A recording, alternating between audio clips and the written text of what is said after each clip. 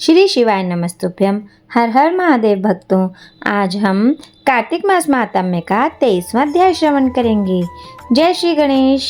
23वां अध्याय वर्णन आंवला तुलसी जान, पढ़ने सुनने से मनुष्य का हो जाता कल्याण।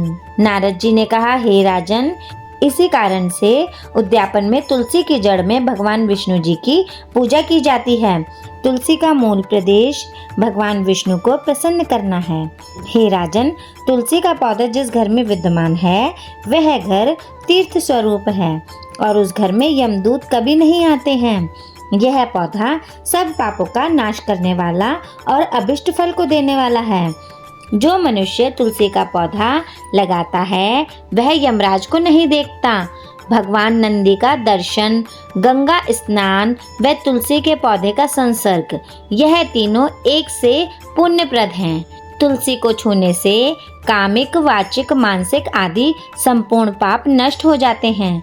जो प्राणी तुलसी के दल से भगवान का पूजन करते हैं वह पुनः गर्भ में नहीं आते हैं और निसंदेह जीवन मुक्त हो जाते हैं।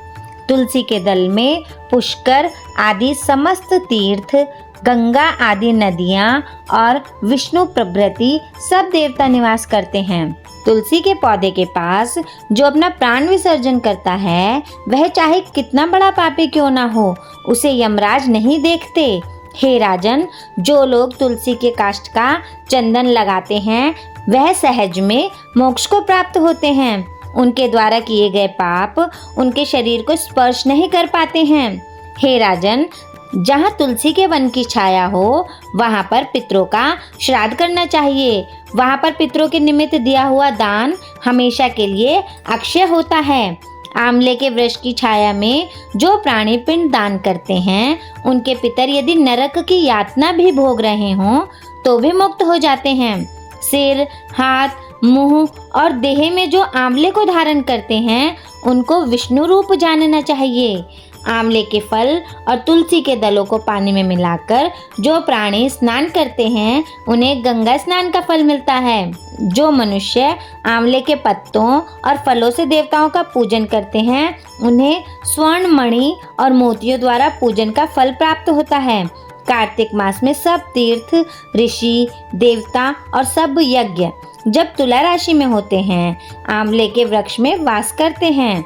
जो मनुष्य द्वादशी तिथि को तुलसी दल और कार्तिक में आंवला का पत्ता तोड़ता है वह रोरव नरक में वास करता है। जो कार्तिक में आंवले की छाया में बैठकर भोजन करता है उसके संसर्ग में सब दोष नष्ट हो जाते हैं।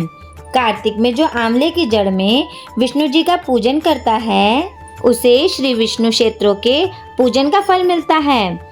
आंवले तथा तुलसी की महत्ता का वर्णन करने में श्री ब्रह्मा जी भी असमर्थ हैं, इसलिए धात्री और तुलसी जी की जन्म कथा सुनने से मनुष्य अपने वंश सहित भक्ति को पाता है। इस प्रकार 23वां अध्याय संपूर्ण हुआ। बोलो श्री हरि विष्णु भगवान जी की जय हो। तुलसी मैया की जय हो। जय जय श्री राधे। श्री शिवाय नमस्तुभ्यम। हर हर महादेव भक्तों।